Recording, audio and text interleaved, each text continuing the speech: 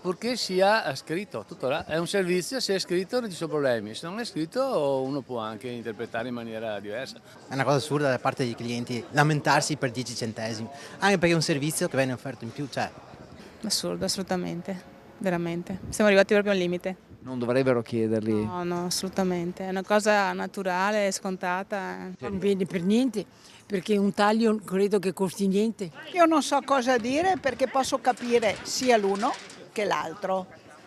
È imbarazzante per tutti direi, però Ma queste critiche così pesanti sui social.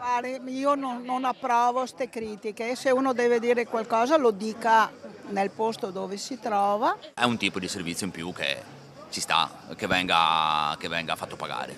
Quello che colpisce sono le critiche sui social. Immagino una diatriba.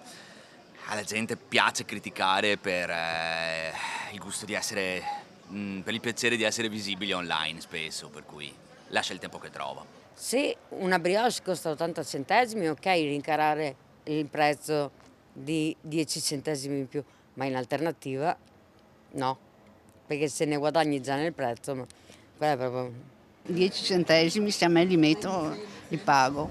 Se uno non vuole pagare non si farà tagliare la brioche. Per me è sbagliato, perché per 10 centesimi a tagliarti un brioche per me non è una cosa più bella. Ho appena speso 5.000 euro di denti. Quindi i 10 centesimi della brioche sono l'ultimo dei suoi... Poca proprio.